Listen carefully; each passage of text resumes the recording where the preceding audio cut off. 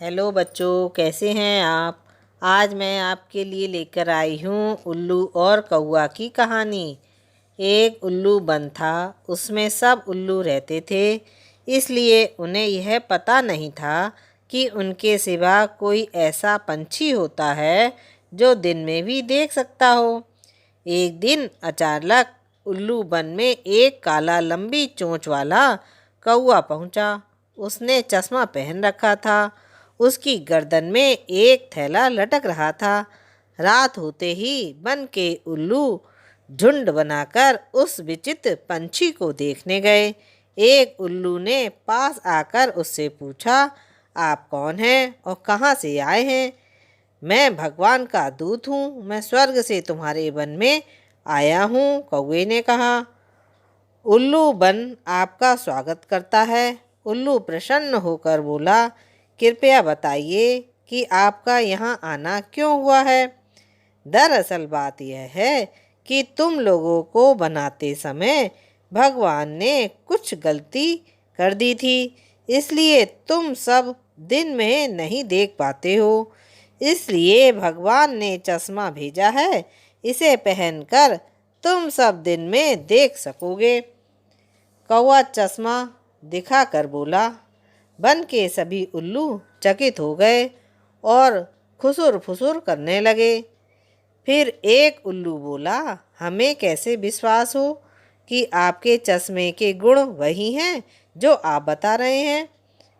सूर्य उगने ही वाला था, अभी पता चल जाएगा, लेकिन मुझे अगली सुबह तक रुकना पड़ेगा, कौवा बोला।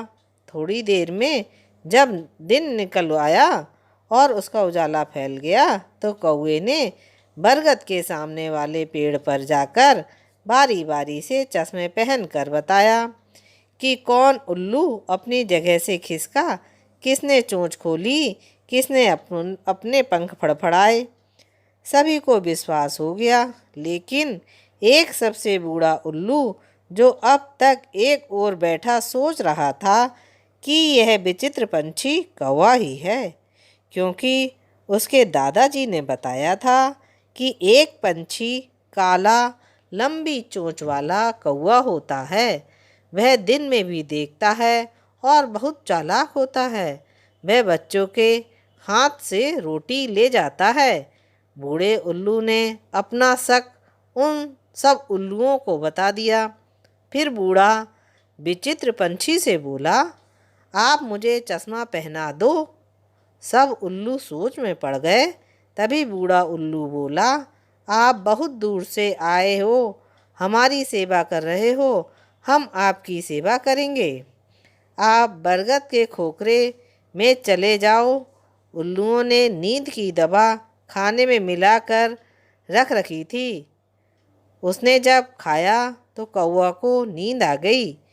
कौवे के सोते ही सब उल्लू चश्मा पहनकर देखने लगे, पर एक उल्लू जमीन पर गिर पड़ा और बोला, जो चाहे झटपट चश्मा खरीद ले, मैं अब स्वर्ग जाऊंगा। कौवा बोला। उल्लू बोला, हमने चश्मे की परीक्षा ले ली है, अब आप स्वर्ग जाने के लिए तैयार हो जाइए। इसके साथ ही उल्लू उसको मारने लगे। कौवा अपनी जान बचाकर भागा और गिड़गिड़ाने लगा, मुझे माफ़ कर दो भाइयों, अब ऐसी गलती नहीं करूँगा।